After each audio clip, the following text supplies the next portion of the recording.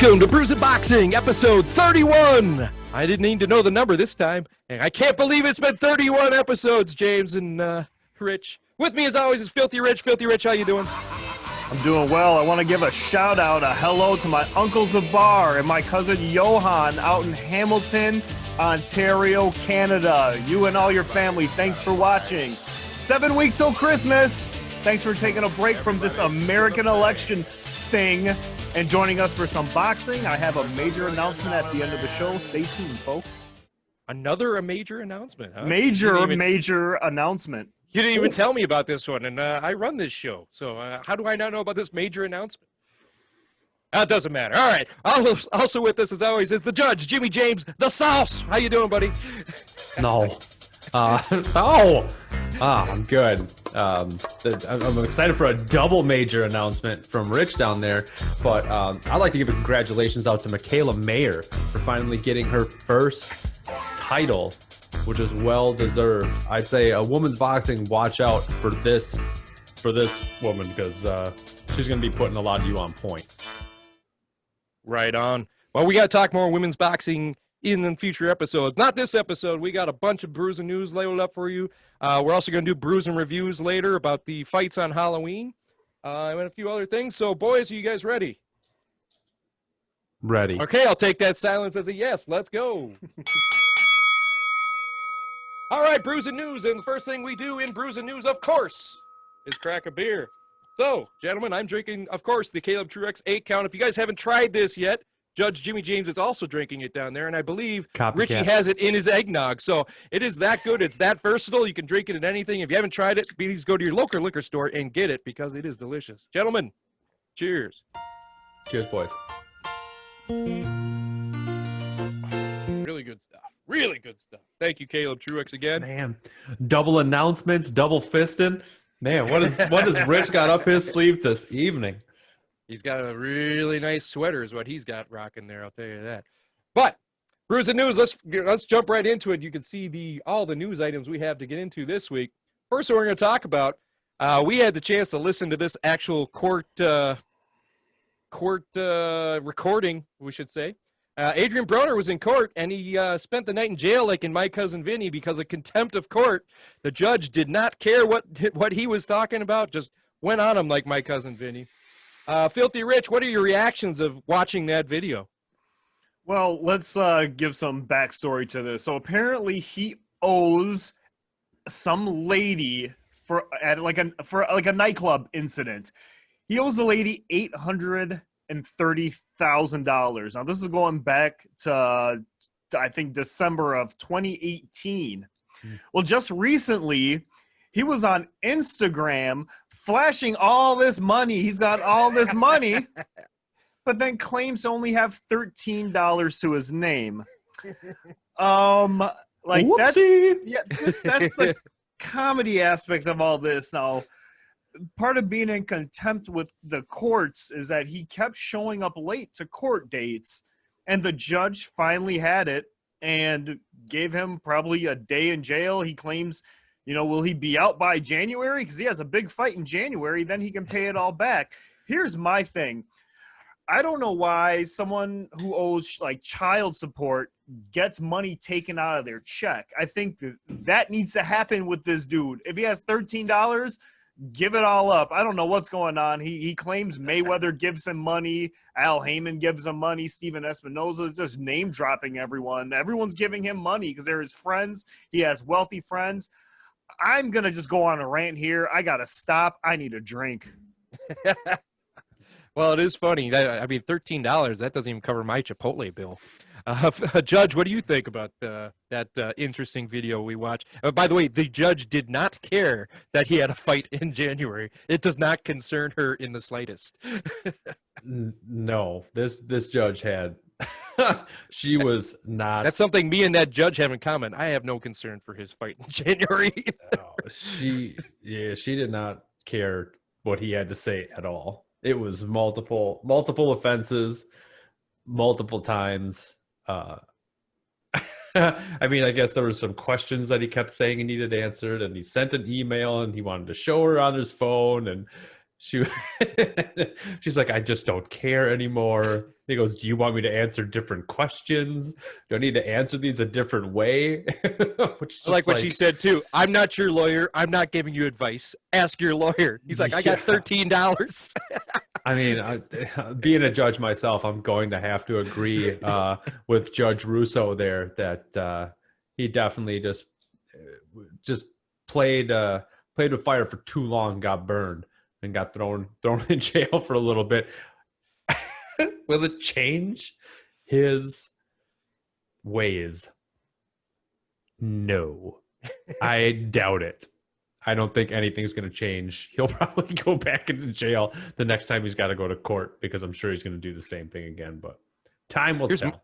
Who's he supposed to fight in January? I think Rich was talking about that before. Maybe is he fighting Rich? I think he was fighting a guy. I think it was Glass Joe. I think his name was Glass Joe. I can't remember the exact name, but so then my question on that is, who's going to pay him $850,000 to fight Glass Jaw Joe in Paris, France? He has wealthy friends. Maybe you forgot. He has wealthy friends. So that aren't going to pay him until January. I don't understand. Maybe? I don't know, man. I don't know. It's an interesting thing to watch. And wasn't he talking about a rap career too? Wasn't that Broner? I don't remember. Oh, it yeah. was, right? Maybe he's just waiting to get a record label. Maybe that's what's signing in January. You know? All right. Well, we got the comedy part of the Brews and News because another comedy thing is coming up here. Wilder has a new accusation against Tyson Fury on why he lost. Have you guys heard this one? It's tainted water. Tainted water. That Fury tainted the water. And I don't know if it was from Flint, Michigan, or what we're talking about. But, James, what do you think about this new accusation and, quote, excuse on why he lost this fight against Tyson Fury? Oh, man, we can talk about this one for a while. I'm gonna first lay out all 6 of his reasons so far that he has said, well, that he's blamed for his defeat, Tyson Fury. These are in no particular order, but I'm just gonna spout them out. So his ring walk outfit was too heavy. That was one of them. Fury moved his fist down within his gloves. That was another one. Fury put something too heavy or a heavy object in his glove. That was another one. Yo, Ric Flair excuse. Kenny Bayless was unfair. What? We'll get into that. Mark Breland was disloyal. So that was the trainer that he fired immediately after, the guy who threw in the towel. And then the last one was obviously his water was spiked with something there because he's claiming muscle relaxers. Muscle relaxers, to that effect, right? I think it's all just a farce. I don't know why he just keeps coming up with more and more stuff. Obviously, this is going to be conspiracy theories. You can try to pin stuff back and forth. But I mean, Mark Breland did say that he spiked something in his water, and it was his own urine. Which I had a pretty good laugh at, for that was his retort to that one. But I don't believe really any of this personally. I think he just had, I don't know. I don't know. I don't have an explanation for why he was so out of sorts. Overtraining, I guess. But I think he took a couple of good shots to the head that he wasn't expecting, and that just threw him off for the rest of his plan. And Fury just had the better game plan, to be honest. Judge, let's see you fight Tyson Fury when you're roofied. Okay, let's just see how that happened. Filthy Rich, what do you think of this excuse? Real quick, that's gonna be like Mac trying to fight somebody. All right, I'm little Mac trying to hit that guy. He's 6'9", man. I ain't 6'9". I don't think I can reach that high. Hey, Little Mac beat Bald Bull, so no excuses, James. Get out there. All right, I don't want to hear it. He wasn't roofied either. I don't know what the take is. I think he's taken this loss pretty hard. I saw the video he released about the gloves and how the gloves looked funny, and there's some, I don't want to say there's legitimacy to this, but there's too many credible sources out there who are getting in, like digging into Deontay Wilder and telling him to stop with the excuses. I haven't seen one person come to his defense saying, yeah, Deontay Wilder is right. I think he's just taking this loss really hard. After 40-some wins, I probably would take the loss pretty hard too, and I'd find every excuse I can. That does not include blaming myself. I think he just needs to go to the gym, take a lesser opponent, and Fury will be there for you when you want him again. I don't know if money is the issue or what. He keeps asking Fury to honor his contract and give him the third fight. I don't know if money is involved with this or not, but I'm not saying move on, but Deontay has to go out there and just fight someone. Fury will be there. Don't worry about the money. Go out there and beat him up. And I don't know. I don't think any of these excuses are legit, but I don't know. Tyson's taking it hard. Not Tyson. Wilder's taking it hard. He just needs to move on and fight someone else. Yeah, so fight someone maybe you could beat.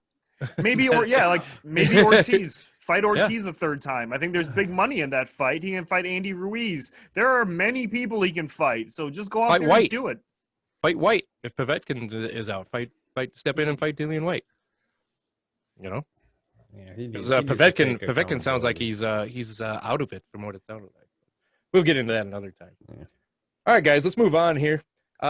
We talked about Shakir Stevenson a little bit last week on the Fantasy Fight Card, and he's jumped into offer to replace Berchelt, who tested positive for COVID and may not be able to fight December 12th against title holder Oscar Valdez. Rich, I want to ask you first, is this a fight that Shakir should be taking on 5 weeks' notice? And should Valdez fight him? Valdez, I believe, has dodged him in the past, right? Or that's the rumor anyway. And who do you like for this fight? We'll start with you, Rich. Well, it looks like this fight's going to be at 130. Shakir Stevenson's talking about moving up to 130 anyways. Going back to the arguments me and James have about fighting the best in the division, well, Oscar Valdez is up there. So this is like beyond a little test. I think this is a fight that will show if he belongs at the 130 division. I don't think it's too hard for him. I think this is a perfect fight for him. I think he can beat Valdez, and even replacing Berchelt. I think Berchelt beats Valdez too. Yeah, I would say Shakir take the fight. We just talked about Deontay Wilder taking whatever fight he can. I mean, it's a different situation, but let's hope like money does not get involved in Shakir not taking this fight. That's kind of all I got with this one. Well, this is a Top Rank fight. I imagine that's going to be their headliner for that fight. I'd imagine Top Rank would want Shakir Stevenson to step in there for this fight, right? And but you don't worry about the 5 weeks short training camp for a title fight? Not at all. He hasn't fought anyone. He hasn't fought anyone. It's like that Berlanga guy who's had 15 fights and they were all in 15 rounds. So a few weeks off, I don't think it's going to make a big deal. I think Oscar Valdez is a real challenge. I don't think 5 weeks from Shakir's last fight is going to affect him one bit. No, it's 5 weeks to prepare for it. That's what I'm talking about. That's even better. 5 weeks is nothing. He's already prepared for anyone. So Stevenson won, and he beat Carabello back in June. So, I mean, he hasn't fought in that time. I'm just talking about, is it wise to take a fight against an opponent that you only have 5 weeks to prepare for? 5 weeks is nothing. This one's easy. Shakir is a beast. He's going to be fine. It would be someone like Jamal James, who took Ugas on 34 days notice. That is something different. But that was also Ugas. We're not talking about Shakir Stevenson stepping in with like Berchelt or moving up to fight like Lopez or something. We're talking about a division that he was ready to go to anyways. He hasn't had a fight since, what do you say, June? I think he's prepared all the time. Where's the contract? Give it to him. Let him sign it. As long as money doesn't get in the way, I think he's ready to go. 5 weeks is nothing. What do you think, Judge? I think this is interesting. Normally, you don't see an opponent of this caliber try to step in to replace another opponent of this caliber. if this is him moving up from 122 to 130. I don't know if this is I don't know if I technically agree with that. A 5-week training camp, I've really only seen in Fight Night Champion. So, I don't know, man. I think it's dangerous for sure because Valdez is not. He's not one to take lightly either. I don't know. Like I might disagree with Rich that Berchelt would just beat Valdez. I don't think it would be that big of. I don't know if it would. I think it'd be a lot closer than people think. Berchelt definitely has one type of style, and Shakir Stevenson is not the same type of style. That is a 180-degree difference. So I don't know if Valdez is going to take that because of that alone. It's going from Miguel Berchelt, who is just a heavy-handed move forward volume puncher, against Stevenson, who is defense counterpuncher. I mean, as you stated earlier in this segment, that Valdez technically moved up to dodge Stevenson last year, but I don't know. It's intriguing. I'd watch it for sure. I'd definitely watch it if it was up there. But I don't know. 5 weeks for me, I think, is a little. It might be okay for Stevenson. I don't know if Valdez is going to feel the same way, but it definitely is something I'd watch. That's a good point there, Judge. I was saying how bad it would be for Shakir, but Valdez is the champion, and he's been preparing for a guy that's complete opposite of Shakir Stevenson. So you're right on that. It's very interesting. Is 5 weeks enough time for him to take that fight? Doesn't matter. Doesn't matter, Rich? You have to take that fight. Anthony Joshua took a fight with like 2 weeks ago. I don't know what it was. I'm exaggerating on 2 weeks against Ruiz. But when people get hurt, you lose out on all that money. You have to take that fight. If you got an opponent right there in the wings, you take it. If you are like you're a fighter, you got to go out there and do it. There's no excuses. I don't care if you're hurt. I don't care if you're not prepared. You take that fight. So, yeah, but a lot of the guys that fill in are like not that level of fighter. Yeah. No. We don't know. I don't know if you have any proof on that, but what? I also you just compared Andy Ruiz to Shakir Stevenson on the same level, dude. You got to be kidding me, dude. That is not the same type. Shakir Stevenson is possibly going to be one of the best pound for pound fighters of this era. You got to be kidding me. Ruiz, that was close to a dough. Was that a dough? You could dough me twice, man. I think I almost dropped it twice. Dude, there is no way. Ruiz is not the same caliber fighter as Shakir Stevenson. Shakir Stevenson is a threat 100% more greater than Ruiz was. Retort. Well, Andy Ruiz was a top 10 fighter, and that's all I'm saying. You could take a top 10 dude. That is fine. You are a fighter. There is no excuse for any of that. Shakur, if his last fight was at 122, you're talking about moving up 2 divisions to fight this dude. There's no excuse not to fight a dude 2 weight classes below you. Don't tell me he can't take that fight. I'm not saying he can't take that fight. I don't know. He already tried to dodge him once. I didn't say you did. I don't know. I'm saying in general, don't tell me that he can't take on, that Valdez can't fight a dude who's 2 weight classes below him. Well, I might have been wrong on the weight class. I thought 120. I thought the jump was 122 to 130. Well, I thought it was 126. You were giving me news that it was 122. So that's my. Well, it's a featherweight. He's a featherweight right now. This fight's going to be a junior lightweight. So what is that? I always forget. 130. 130. Yeah. So featherweight is what? Now 122. Yeah, it's 122. Yeah, but they're fighting at junior lightweight, which is 130. I thought that's super featherweight. I think that's the same thing. The same thing. That's so it's just one. It's one weight class up. That's my mistake. My mistake.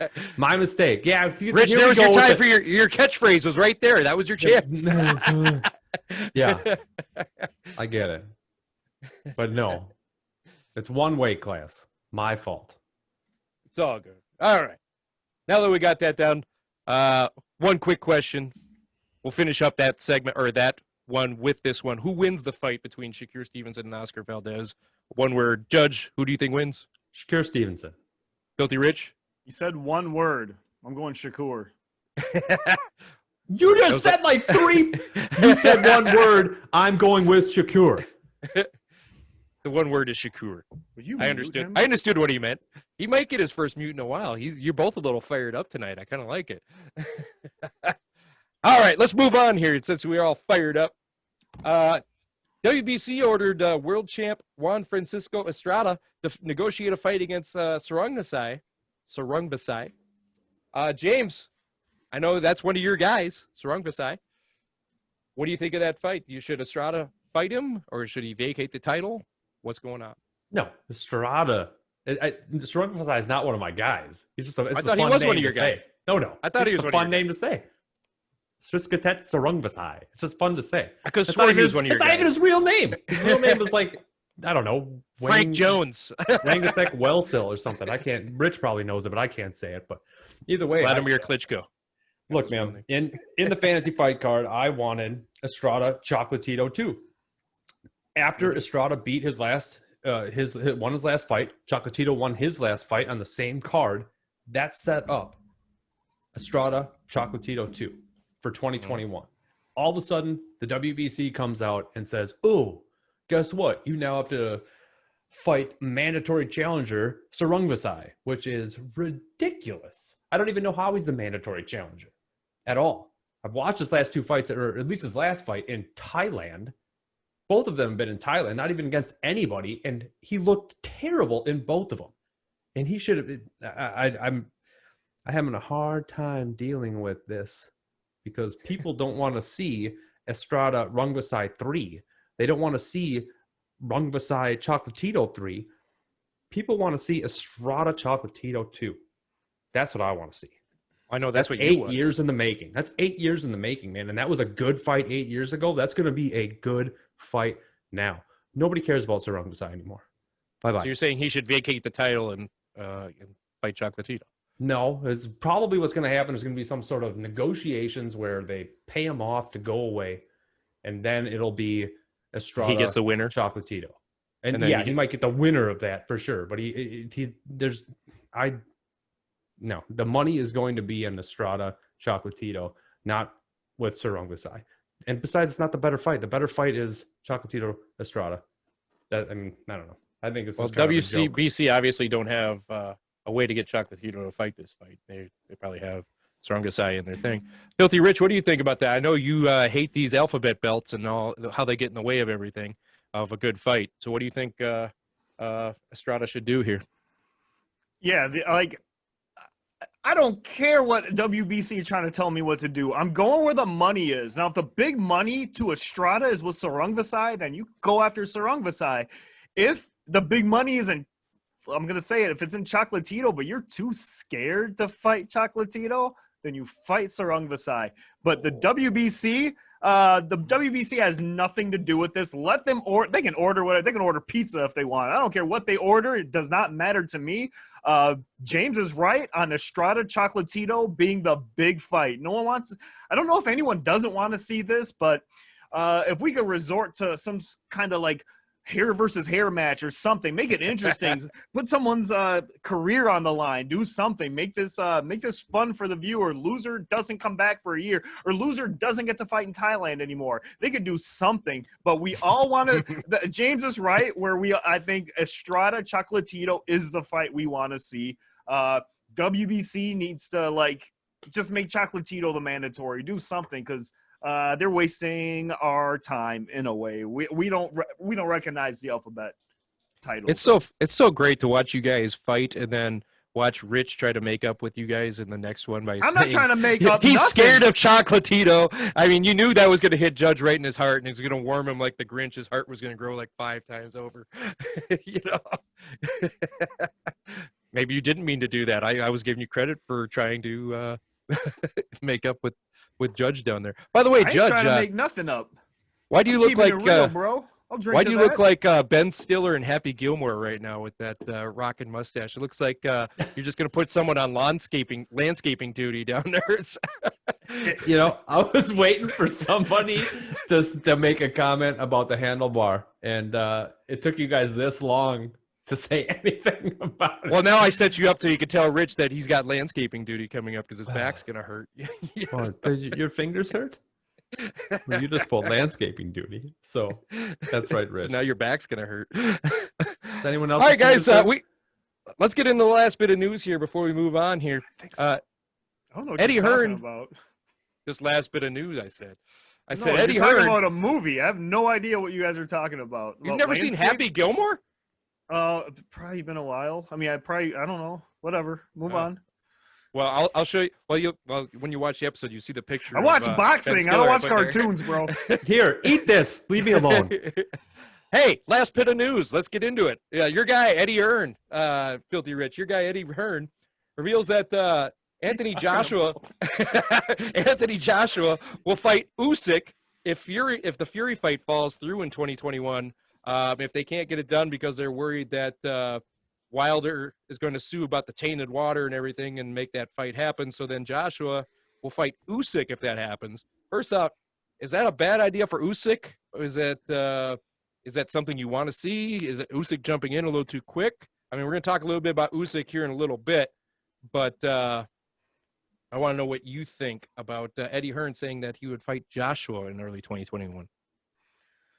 I don't know if yeah, we're gonna talk about the Usyk fight here in a little bit. I'm not saying Usyk struggled with Chisora, but you got it. Like the go-to answer is is the money? If the money is in the Joshua fight, then you take the Joshua fight. You're 33 years old, moving on to 34 here in a little bit.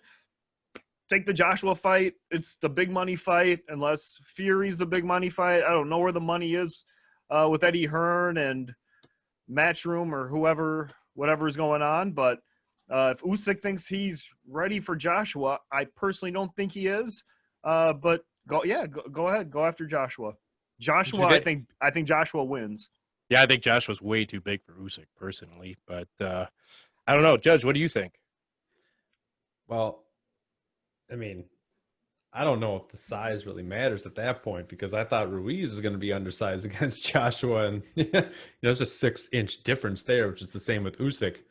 And Usyk is not 270 pounds in the gut, so yeah, but Usyk is not going to catch him off guard like Ruiz did.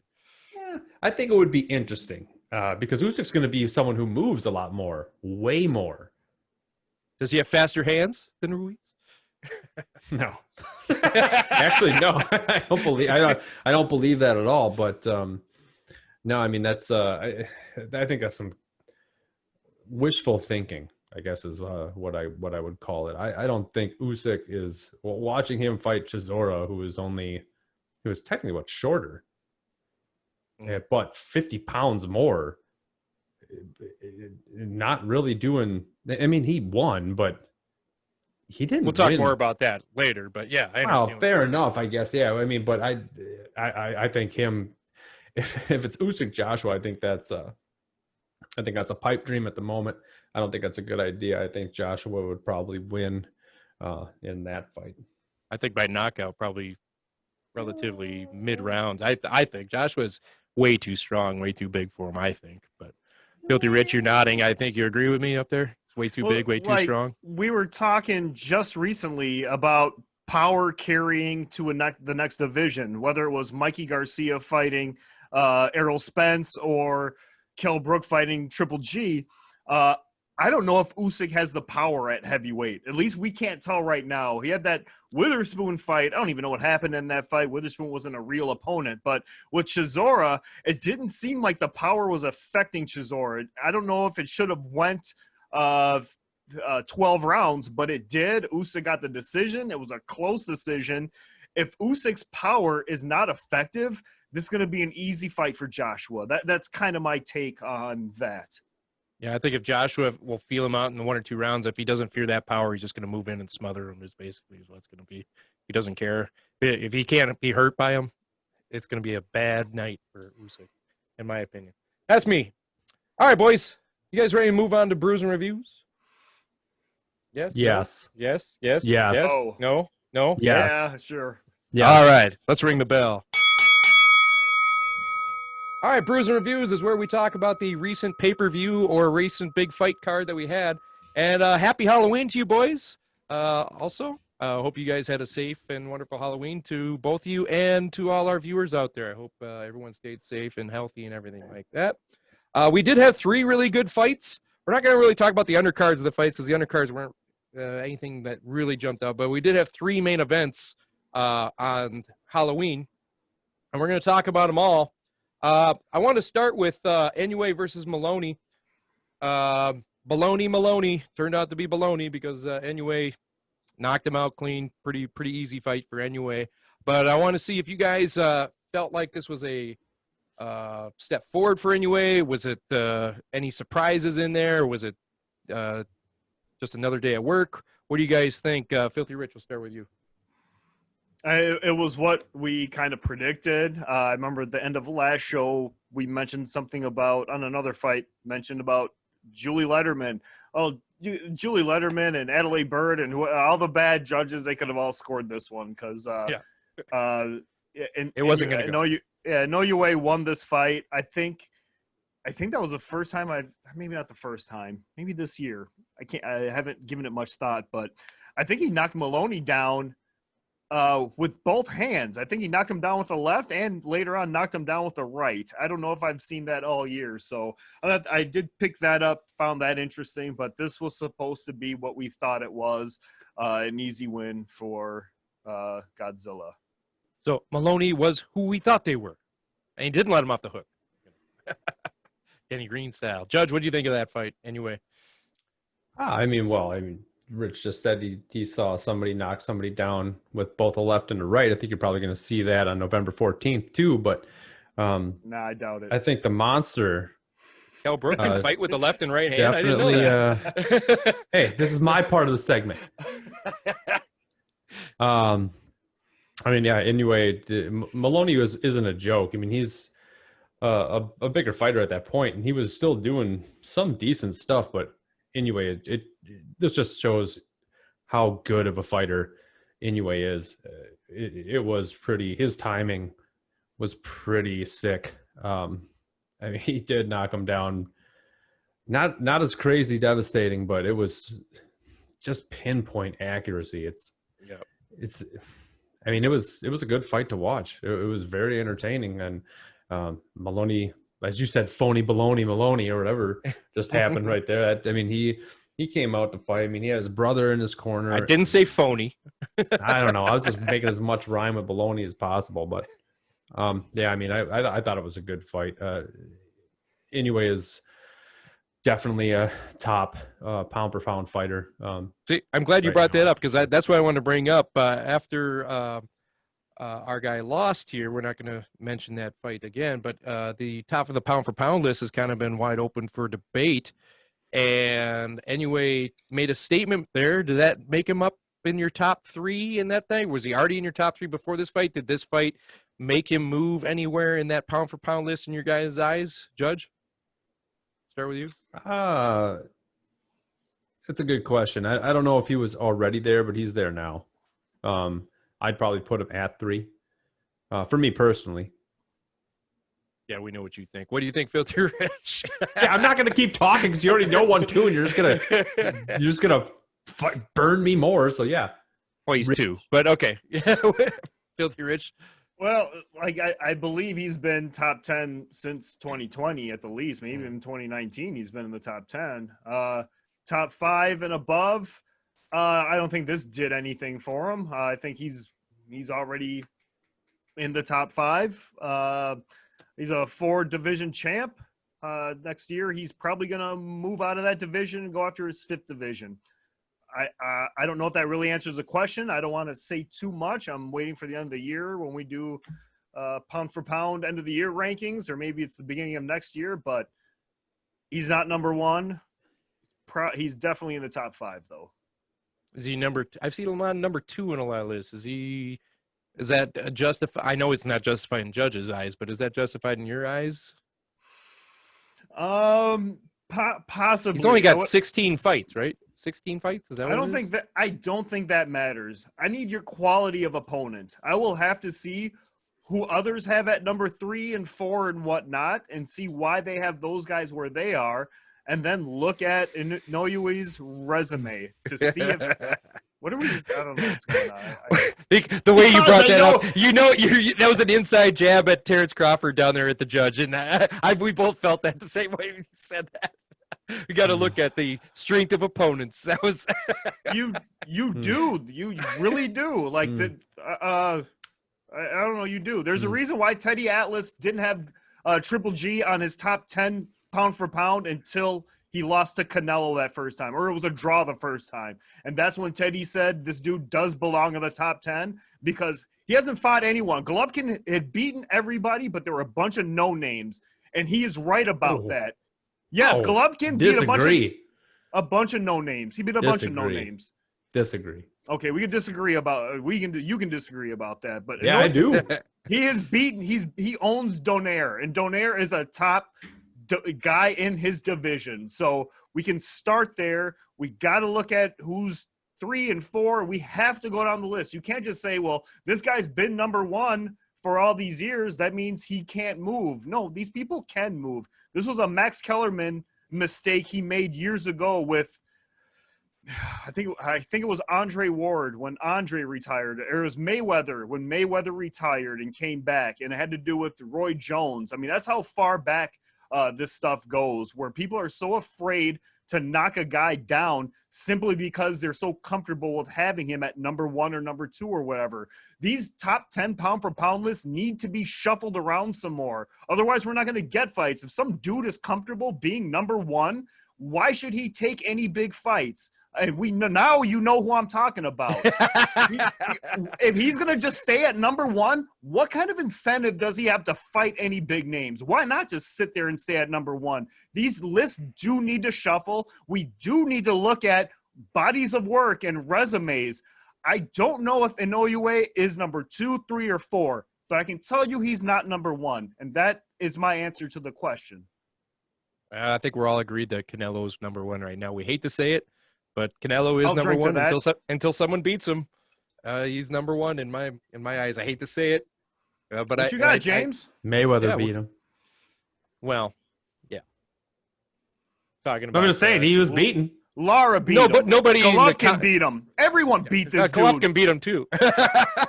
But he's number 1 right now. I'm sorry, he is. All right, boys, I got you all fired up for that one. Now, let's talk. We talked a little bit earlier about Usyk versus Chisora. Eggnog. Go eggnog. Chisora dressed up for Halloween for the weigh-in. I hope you guys saw that in the last episodes. I'm sure you guys saw it. I actually thought that was pretty cool. Jim does not think that, but I thought it was pretty cool. I like Halloween. I celebrate Halloween before Christmas, unlike Filthy Rich up there. But I do enjoy Halloween. I thought that was fun, but it was Usyk by decision after a long fight. Usyk did not prove to me that he belonged in the heavyweight watching that. I was looking for a little hope that says, yeah, he belongs there, but I didn't get it from that fight. We'll start with what you guys think about that fight. Filthy Rich, we'll start with you this time. Did Usyk prove himself as a heavyweight? Does he need to move up a little, or does he have to move back down? Does he have to fight somebody else? What'd you think of that fight? Yeah, so like the old saying is styles make fights. This may have not been a good fight stylistically. I think he does belong in the heavyweight division. Oh my God, I'm done with you, man. I'm done with you. Just keep talking. Just go, man. Don't pay attention to me. You got your segment. Let's go. I don't know what I'm supposed to say. By the way, the I'm done with you t-shirt will be available soon. Just check in with us here soon. Go ahead, Rich. I don't know what I'm supposed to say. He belongs in the division. Go.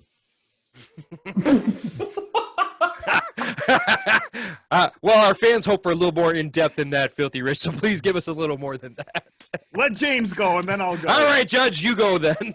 All right. Yeah, I mean, Usyk was constantly moving against Chisora. I mean, that he definitely has that advantage against a lot of these other heavyweights. However, he didn't, like you stated before, he didn't show me anything that was just like, oh man, I can't wait for him to keep moving up and fighting like Ortiz or Wilder or Fury. Like, he didn't show me anything that made me excited to see him fight a bigger named opponent than Chisora.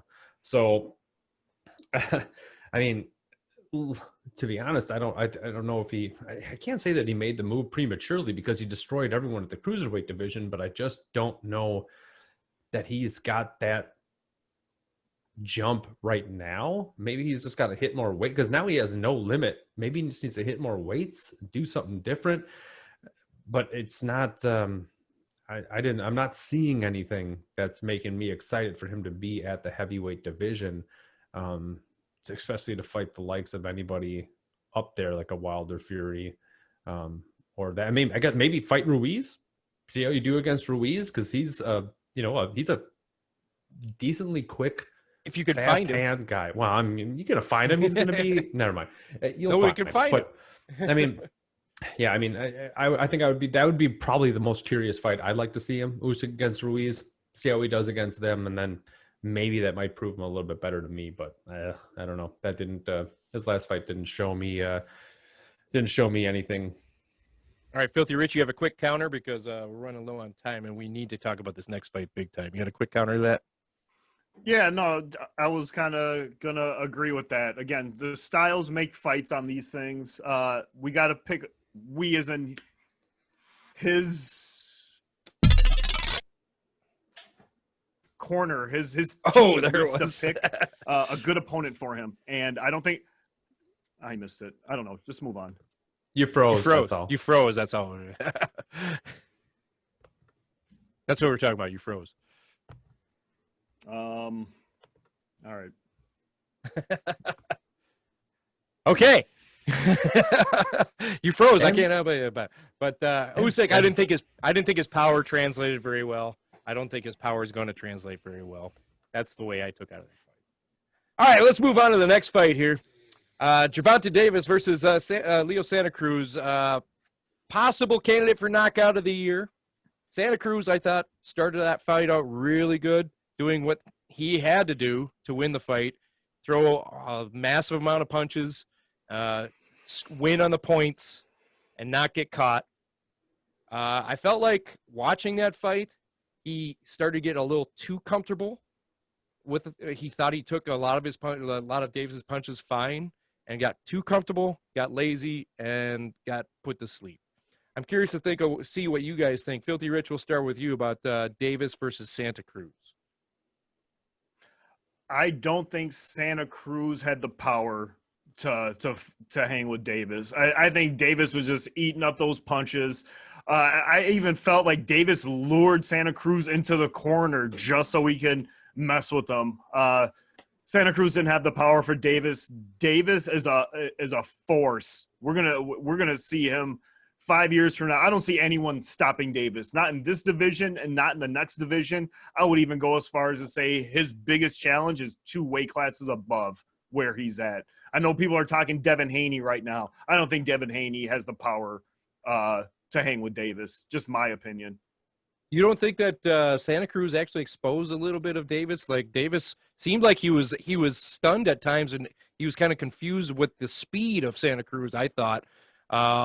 And was getting frustrated that he couldn't land that big punch on him. I felt like he was getting frustrated, and he just caught that big punch. Mayweather had to keep talking him down in the corner. Yeah. By the way, that was weird to see Mayweather come out of the crowd and talk to him in the corner 3 different times over his trainer. Didn't you guys think that was a little weird to see? Yeah, no?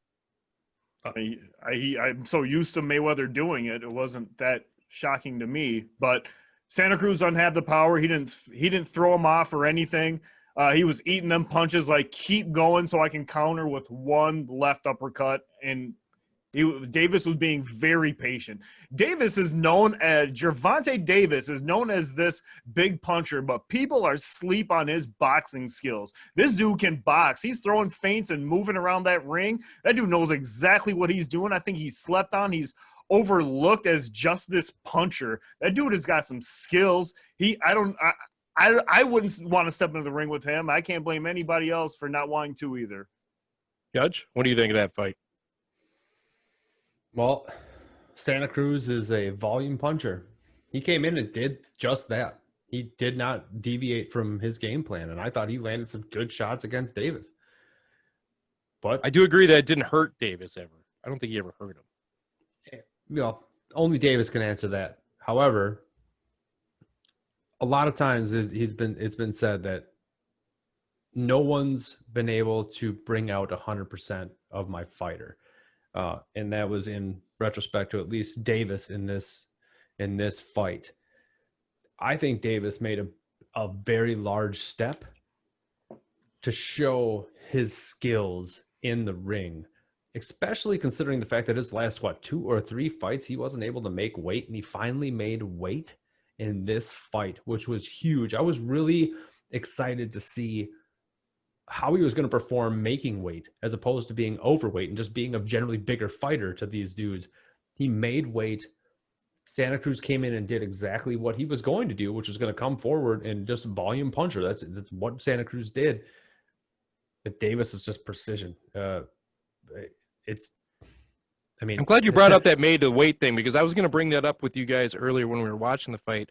And he started, this is one of the longest that he went. And I felt like he was it looked like to me he was getting frustrated chasing Santa Cruz around. Like Santa Cruz was just like a mosquito, kept throwing nonstop punches at him. I was wondering if the fact that he cut down weight and finally made weight was affecting him and his stamina a little bit. But obviously I was about to text that to you guys, and then Santa Cruz went to sleep, and I didn't.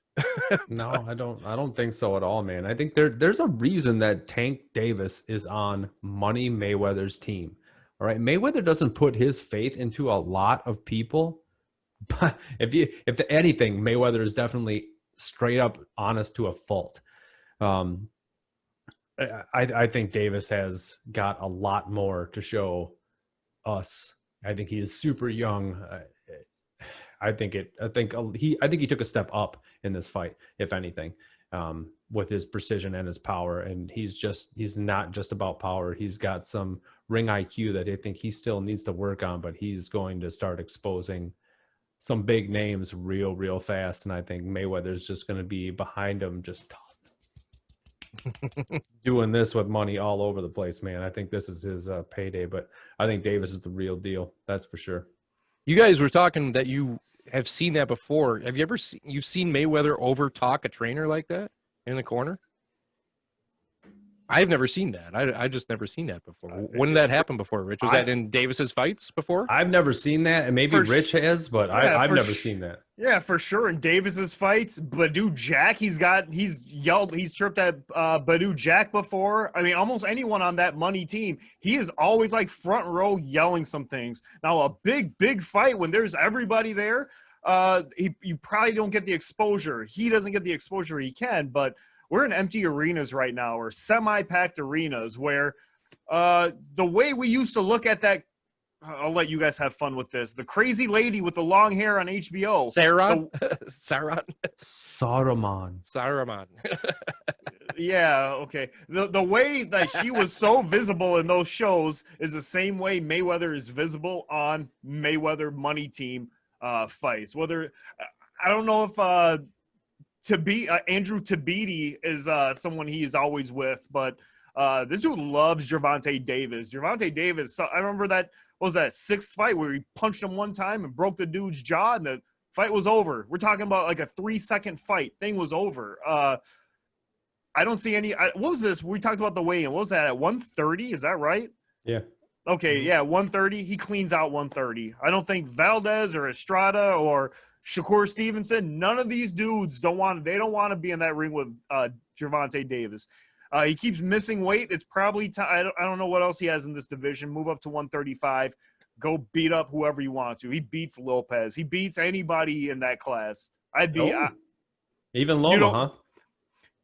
I think he knocks out Loma. Whoa! Loma's a volume puncher too. Them punches don't affect. This dude is a tank. You can punch a tank 100 times per round, and he is gonna take it, and he's gonna catch you when you're tired from throwing 100 punches per round.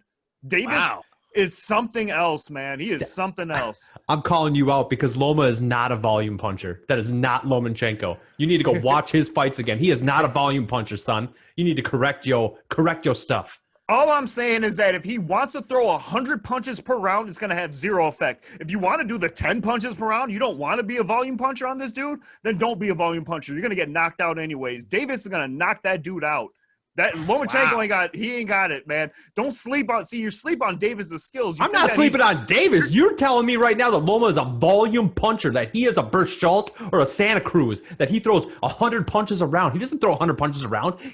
No, we disagree. We'll probably have to save this for another show. You gotta mute him. You gotta let me talk, Raiders. Start muting people here, man. What I'm saying is that you can throw 100 punches around. It's not gonna do anything when you're punching a tank, a built tank. You can throw 10 punches around. If you don't want to be a volume puncher, you're not going to win. But let me tell you something. You can be a volume puncher, and it's not going to affect this dude. He is too big, he is too strong, and he's got power that will knock all these guys out, including Lomachenko. Now you can mute me and talk. I threw him on mute just for you, buddy, because you said that. But I put him back on. He should be good to go now. Maybe not. Is he? Oh, is he not working here? Hold on.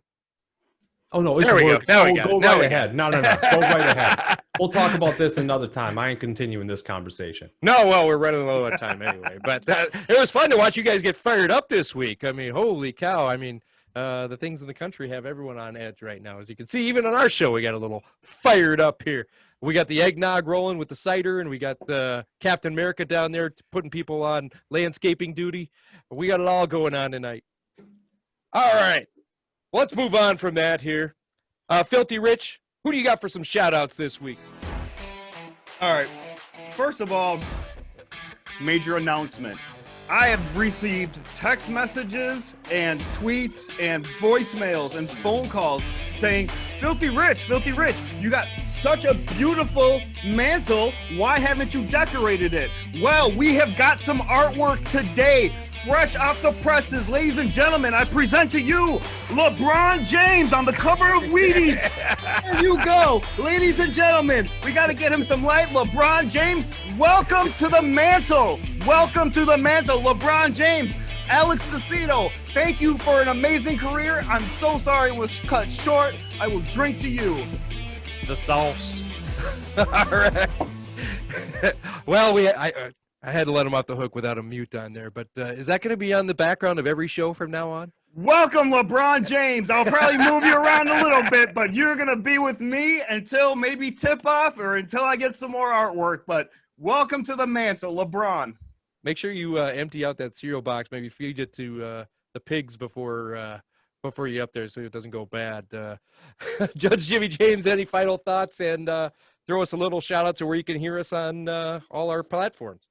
Oh, yeah. Please tune in next week on episode 32 where we tell Rich why he was wrong at the end of this show.